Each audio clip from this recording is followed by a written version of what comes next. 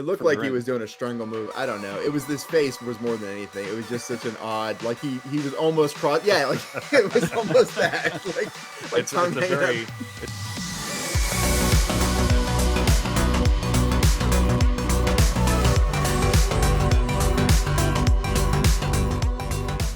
Hey everybody, and welcome to Screen Riot. Today we are taking a look at Silverado, which was Kyle's pick this week, because you had Western, I believe, right? Yeah. Yep. So, what'd you think of Silverado from 1985? Of course, I like it because I picked it. I mean, it's one of those westerns that's I mean, not necessarily a feel good western, but I like it because all the guys are just misfit guys, and they're like, yeah, let's just create this gang, but we're all a bunch of misfit toys from the North Pole, right? No, No. it's the desert. But hey, what I mean though is like they're all wearing coats for some reason. Whoa, It's the Well, desert. do you know how cold it is? Like, if It's you cold. Yeah, but every during the scene day, has I understand. Like every at scene night, has somebody when they talk or they have like air, like breath coming out. They That's they visual. ride 5 minutes and there's snow. Yeah. Yeah, that was confusing. By the way, I didn't it understand what it took was just place a tad there. bit confusing. Yeah, we jumped There- time. There were some jumps in time.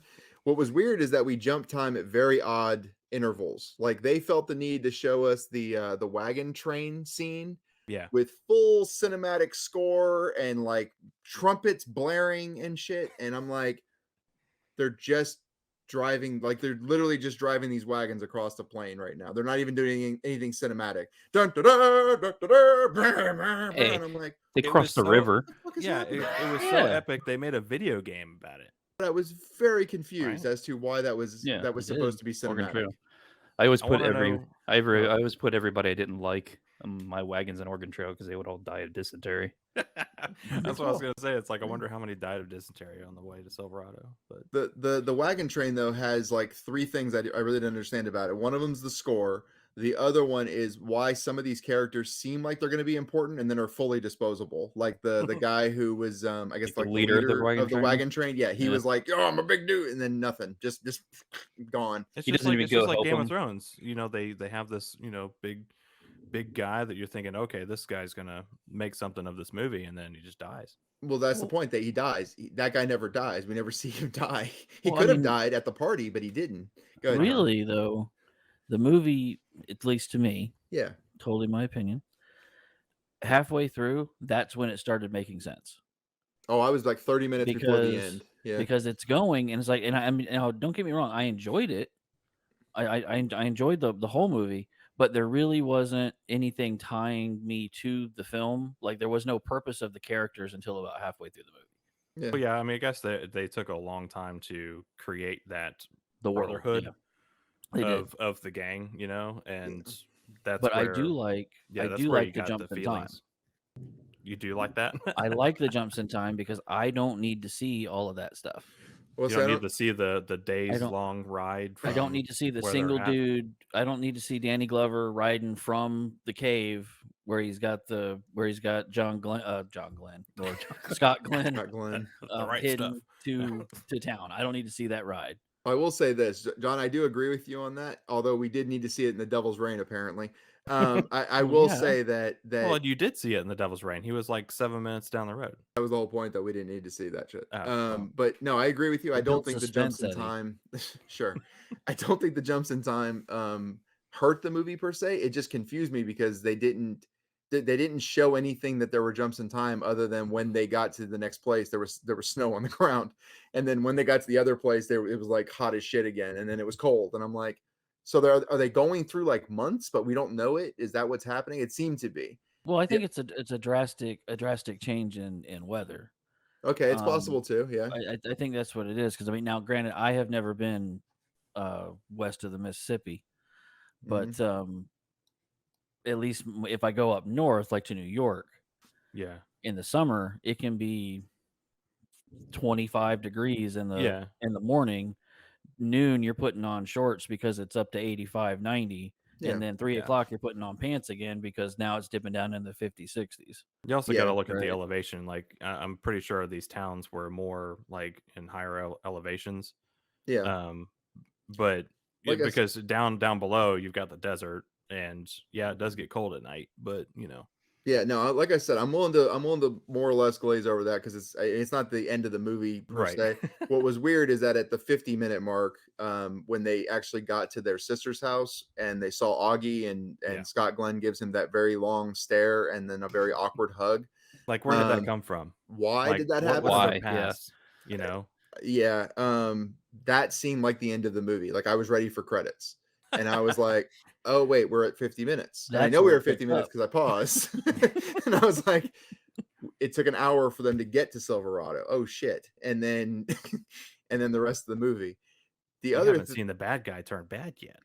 Jack Denny or John Dennehy, he took Brian a Dennehy. while. Brian Brian, Dennehy, thank you. that's it. Yeah.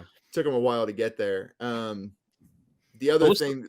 Go ahead. Yeah, no, I was gonna say the other thing that was kind of small when we're talking about characters and I guess in a weird way action, the killing was very odd. Like I don't know, the guy Danny Glover strangling the guy when he's in the cell and the guy gets strangled for about 4 seconds. He's like, Well, you don't want to necessarily. I mean, it takes a while for that to happen. It's Well, like see, we gotta move on here. what I think Yeah, was he's in a happening was stranglehold. was Now he's his- dead. Okay, we're on. I it think was he his was face. he had the knife in his back, right? I thought he was Yes. pushing the knife further back, is what I thought. It looked further like he in. was doing a strangle move. I don't know. It was this face was more than anything. It was just such an odd, like he was almost cross. Yeah, like it was almost that. Like It's tongue a hanging out. very Blazing Saddles esque Yes. face. When you're getting strangled or pushed. You're like, Well, it's like Jeff Goldblum, my least favorite character in the whole Oh, damn yeah. movie. Man, Next- are you kidding me? I was waiting on a dinosaur to come running through there and eat him. Ugh. Excuse me. Sheriff, I'm a gambler who'd like to run an honest game here in your town. To whom do I speak about that? Hope it's not this gentleman. That The cards find a way. the thing is, honestly, like I liked Kevin Kline in it. I didn't think I was going to, but I actually liked Kevin Kline in it. Scott Glenn did a good job. Brian Dennehy did a fantastic job. As Even usual. Fahey or whatever, the lawnmower man, he didn't do a bad job. But then you got fucking out of nowhere. Hi, I realize this guy just got killed on the ground. Can I get a He's a- card game going there, Sheriff? He's a Like, highfalutin gambler from Chicago or fuck is something, this right? guy? I mean, he's not some Western guy. I mean, But apparently he was there long enough to become part of the Dennehy gang because that. Well, he was like- employed by him, so Yeah, it was weird though. I don't know. it kind of it makes sense that his character would basically betray Danny Glover because Yeah. he's banging he his has, sister. he has yeah, and Yeah. obviously his sister has nothing to do with Danny Glover, right? Right. I guess. I don't know. It was just I think strange. my favorite character in this is Kevin Kline. Mm. I like Kevin he's- Kline. I think his story is pretty awesome. I mean, that's basically what the movie is kind of about. We're following pretty much him and his character arc of having his past, and then his past is actually now his present because now he's actually getting back with his original writing buddies. But are we? Because I thought we were following Scott Glenn and Kevin Costner on their way to California. Yeah, And we're in the following middle, like, they were stopping in Silverado to see their brother or to see their sister and the nephew. That's just a subplot that kind of happens in the background. Don't we start with Scott Glenn from the beginning of the movie? Yes, but we also start we with end Scott with Glenn Scott Glenn. finding Kevin Kline in the desert. No, I know and that, they but start writing together. but we also end the movie with Scott Glenn. We bookend with Scott Glenn at the end. The story is about Kevin Kline and Peyton. I have to That's agree what with the that. sto- that's I what the feel like story is it's about. I feel like What it's happens at about- the end, guys? Kevin Kline gets left in Silverado with the two hookers. That's Yeah, what no, that's what Kevin- happens to Scott. no. That's what happens to Kevin Kline. Kevin Kline shoots the bad guy. he You shot does. the bad guy. He does shoot Like- one of the bad guys. Yes. The bad guy. He shoots the I sheriff. think he is considered the main character, yes. But Yes. all the characters have a nice little ending, right? They all have an ending of but I their mean, character for the movie. I honestly, I think it's all based around Kevin Kline. It's like without, I guarantee you, if Scott Glenn and Danny Glover and all that kind of stuff, they didn't meet, okay, their lives would just carry on. But now they're in Silverado. Yeah. Now they're kind of eating the past of Kevin Kline because now they're So- in this sheriff guy. So here's the thing. I actually don't 100% disagree with you, but this movie has a major plot flaw in that because it's really fucking hard to tell who we're supposed to be following. Like Scott Glenn and Kevin Costner's little deal. I agree with you. Kevin Costner gets killed in the bar without Kevin Kline intervening. Excuse me. So yeah, I agree with you.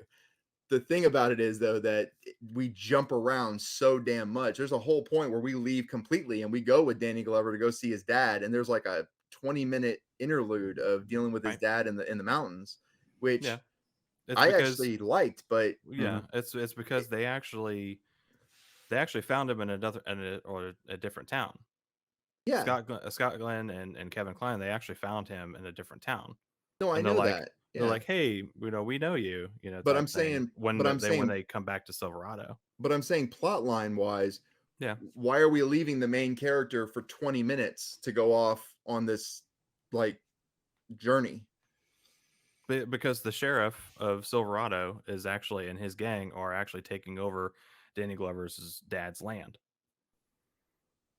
I don't know if it's his gang. Is it, John? What do you? Because I know it's McClintock or whatever. Well, it's McClint, not McClintock. Lord have mercy. It's really close to McClintock. I want to say McClintock, but it's not. It's McKendrick. McKendrick, yeah.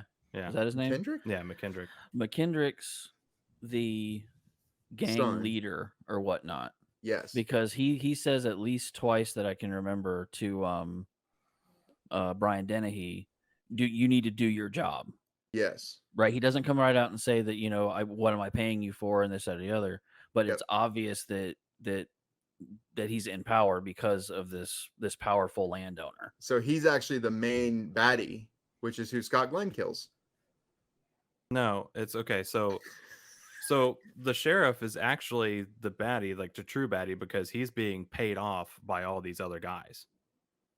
He's the one that's actually in charge and making these decisions and all that kind of crap. I think. I don't know. It could go either way. That's the thing about it. I'm torn about that. Because he's like, you need to do your job because you're the law, and we can't really do crap because we're just a little posse. Yeah, see, I go back to me, if Dennehy was in charge, he'd be like, "Well, screw you, go take care of your own problem." Or he'd just kill him. He would just kill him and take over. He would just kill him and be done. Yeah, yeah. So, but I mean, for the purposes of the movie, yes, Dennehy is the major baddie of the film. See, I think here's the thing. I think that the main and coming out of the movie for a second, just talking about the actors, I think they did really, really well in casting who they casted for like Kevin. I mean, Kevin Costner's a good actor. He's a decent actor, right? Kevin Kline's a good actor. His first Western, by the way. Oh, it should have been Kevin Costner. Oh man, Scott Glenn's a good actor. You're talking about a guy that's dominating in Yellowstone right now. I don't watch. I haven't seen Yellowstone. Yeah, I haven't seen Yellowstone. I don't know. In this movie, he reminds me of Emilio Estevez way too much. Well, he is very goofy in this. I mean, Kevin Costner. It's like a little child running around playing Western cowboys and Indians. The gymnastics.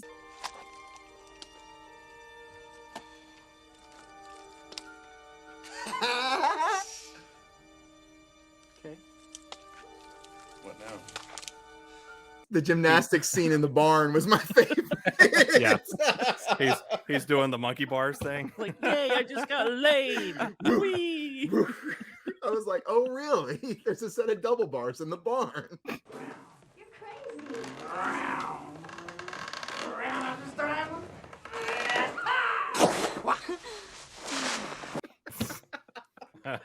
Oh, that's that scene. That was yeah. I'm like, oh god, what's next? He had aspirations for the Olympics all the time. We didn't know. The only thing I think this movie's missing is like chaps, like a bunch of chaps, like brightly colored, sparkly chaps everywhere, and just make it a full comedy. Like I think that would have been, that almost would have fit it more in some ways. Because I'd say Kevin Costner's part in this is a little bit too goofy. Yeah. Well, the last not just a little bit. I mean, it's really goofy because he even made the decision to put the hat on the horse. He's like, it'd be funny. Put this hat on a horse. I'm like, we're trying to set up a serious Western here. People die in this movie. Sort of. Why are we trying to make this light again? Oh yeah, because there's a kid, so we need to play fun. But, I don't know. Well, who's another character that we haven't mentioned that I liked was Linda Hunt's character. Yes, absolutely. The bar owner, the short bar owner lady. Yeah, Stella. I actually didn't like her. in this character. And Oh, really? the main thing I didn't like about it was they tried to make a romance between Kevin Kline and her, and it's not fucking believable at all. See, at first I thought it was a romance, but then I thought that then I came to realize, at least in my mind, that Yeah. it was more of a respect. It was more of like a mother type thing. And I agree with you. I wish they would have like played that a little harder to where Yes. it didn't seem like a romance thing, because they Yeah. didn't separate that enough. I agree. Had they gone more like, well, I got you, little mommy, or something, like, not call her little mommy, but something, like mama, Well, they had- something to where it was clear. Weird. They had one scene together where they had like a bonding moment. What's this? That's the good stuff. Oh, yeah? How good?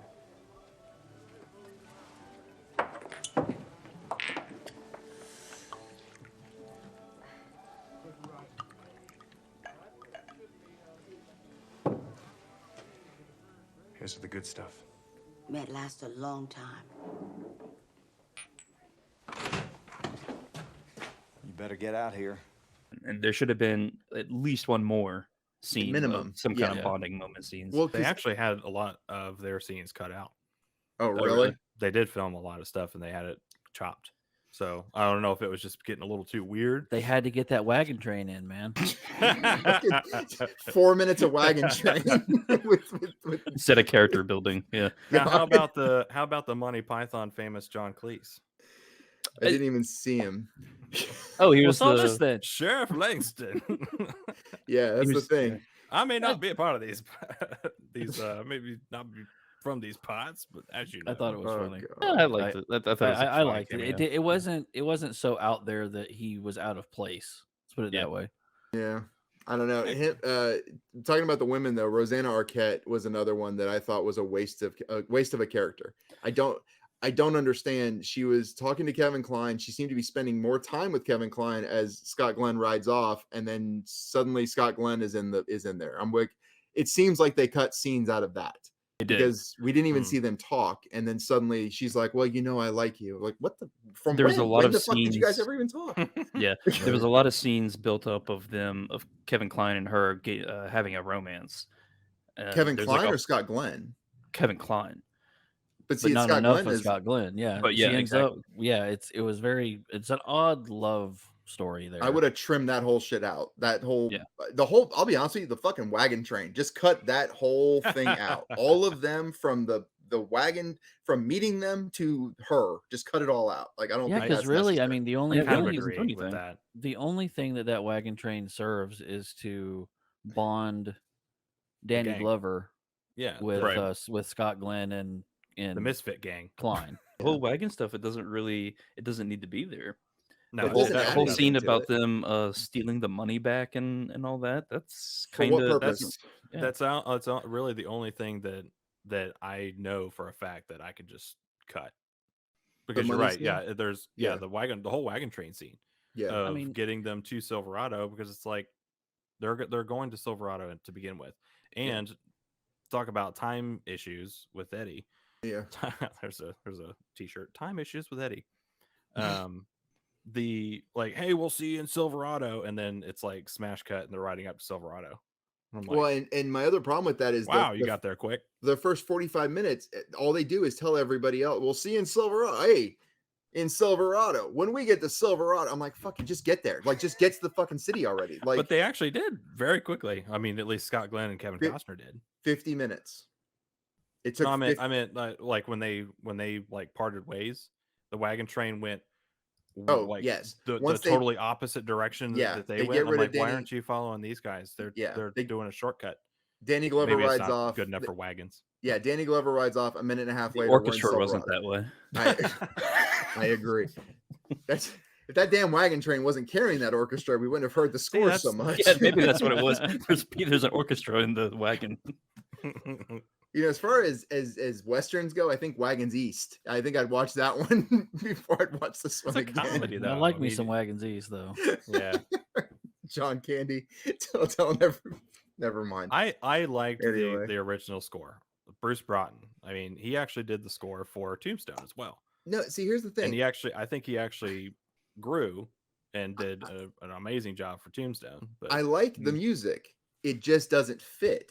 Like there's literally too epic. Danny Glover, exactly. Danny Glover comes into the cave and tells Scott Glenn, they've got your brother and your Oh, nephew. I laughed at that. Okay. And then huge That part was musical score hilarious. as he puts on his belt. He took the little boy with him.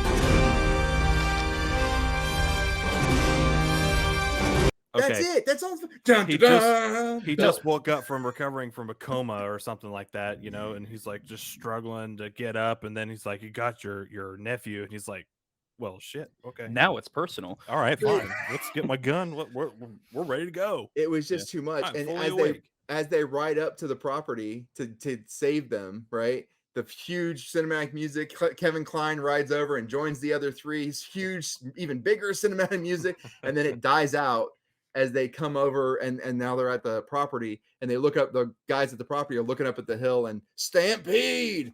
Big music again. I'm like, oh fuck! Even the cows get big music. Cinematic music for the cows. I could have now. sworn that ranch reminded me of Quickly Down Under. It looked like it. Like Yeah. it was just so, you know, vast around there. Like there's nothing out there. Almost looked like little Australia. And speaking of the town, Mhm. it was actually built for Silverado, but has been used in so many different westerns. Oh really? Yeah, it's like probably 8 or 9 different westerns, and it's still there today. Like you can go and you can actually book that town. It's, You know, it's it's great, but you interesting, just have the- to go with the music every time you go there. I'm sure. Yes, Yeah. absolutely. I bring my vinyl record player with me because I have the vinyl. So what's interesting is this movie was directed by Lawrence Kasdan, which we talked about when we did our Tombstone review. Because remember, Lawrence Kasdan also wrote and directed Wyatt Earp, and we did Yes. a little bit of comparison between the two movies. Mhm. So it's kind of interesting that he's rearing his head again later in the show. But I do have to say, Lawrence Kasdan did write one of my favorite movies of all time, which was Raiders of the Lost Ark. Oh, he was one of the writers, or He wrote it. the Yeah. wrote. Oh wow, Yeah, he- interesting. Hmm. So, with that little tidbit of information, Kyle, Yes. what are you scoring, I am gonna give this a 7.1. John? I'm gonna go with a 6. I'm actually going to give it a 7 as well. And Eddie, I'm bring just us a all little. back down to levity. I'm just a little bit lower at a 2. Yep. All right, so that means Silverado gets an average score of 5.5. So with that, that means that we are done with here, and we went ahead and spun for our next week's episode, which landed on John. And what'd you land on? And what are you picking, John? I landed on War, Yeah. and I am gonna pick the Thin Red Line from 1998. All right. So join us next Saturday where we will be reviewing that. See you guys. See ya. See ya.